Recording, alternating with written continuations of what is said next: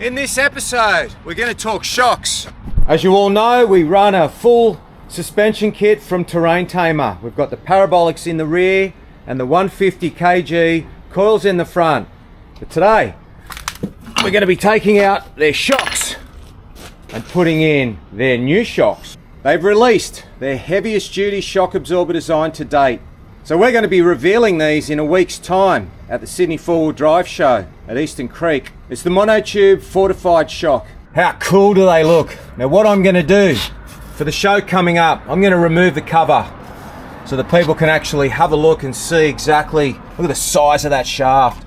But by no means do I recommend you take them off if you get a set, because they are there to protect the shaft.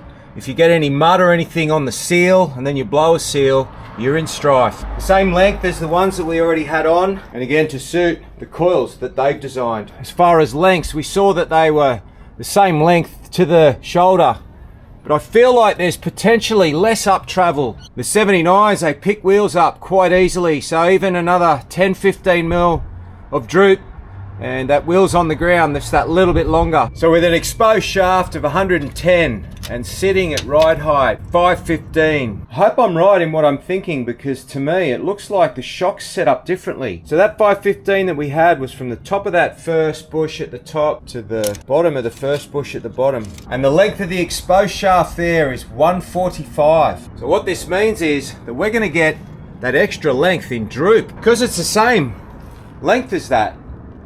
The discrepancy is going to be in droop.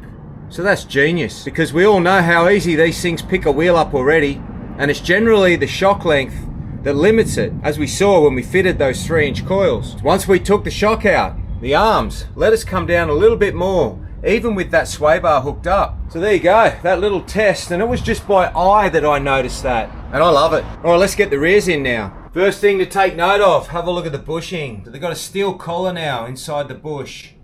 And I mean, these haven't done that many kilometers, obviously the desert trip, but you can see the hole has elongated just that little bit. That's not going to happen with this setup. So what's going on under here? How many times have you washed under here, did you say? It's never going to be the same again.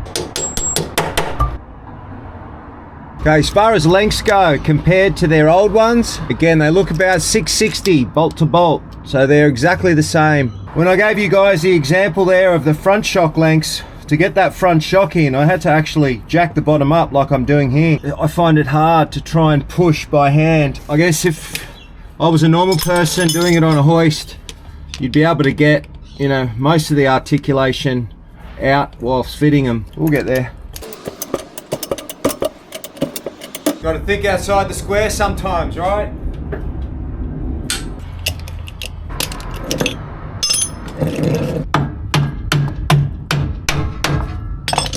Ah, the photographer stole the washer off me. To pull it out again.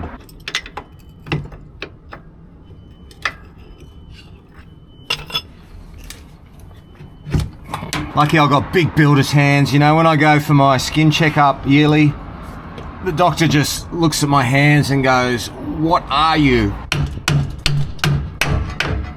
Lots of carpentry tools getting used on this project today. The other thing I really like the look of, and I know that we're at droop at the moment, is the actual body of the shock. Looks like it's going to be above the handbrake cable, but I'm not sure what's going to happen when we have up travel. It'll be the same. That body should never come into contact with that. Seems like they've just thought of everything. Look, even the bottom where the shield bolts to. Room there for the bottom leaf. Outdone yourself, boys and girls. So if you're coming to the show, keep an eye out for us and come and check this thing out. So outside there are R&D people. We've been lucky enough to be the first to get our hands on a set of these shocks. So come to the show and see them in person. You won't see them on any other rig at the moment. Also too, our hats have arrived, so we've got our shirts, our stubby coolers and our stickers. So come past the Team Bullet stand and say g'day. Now these fortified shock absorbers feature a single cylinder separated into 2 chambers, one which holds gas and another with fluid where the piston and shaft move. So these are separated by a 60mm free floating piston and a double U-cup and wiper seal, which work to stop the gas and oil from mixing. This separation means that there is high gas pressure and no foaming or aeration within the shocks, delivering better responsiveness, offering better heat dissipation, with a unit that ultimately runs cooler in off-road conditions and extreme temperatures, such as those that we all love, the Aussie Outback.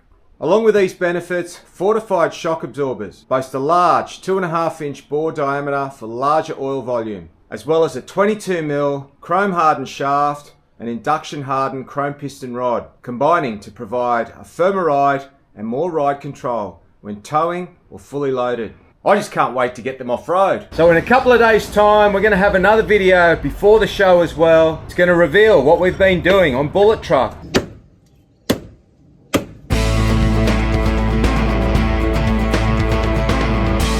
We'll end this episode with a couple of minutes of the kids from their last couple of ride days.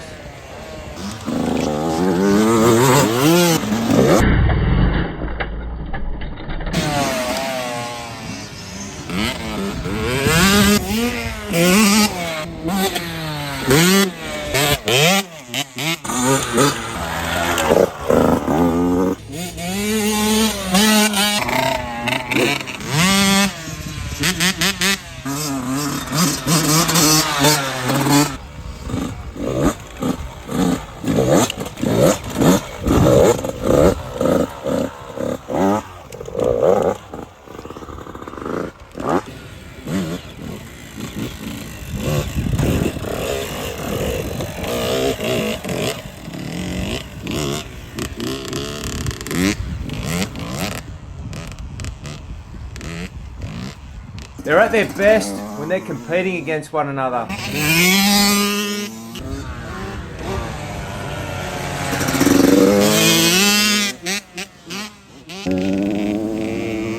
Bit of a mistake there, mate, but good save.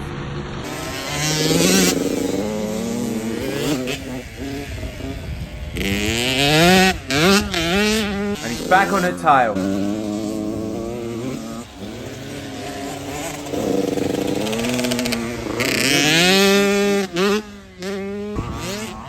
It looks like she just does it so easy on her 85. Not like when she was on her TC 65. He could catch her a lot quicker back in those days.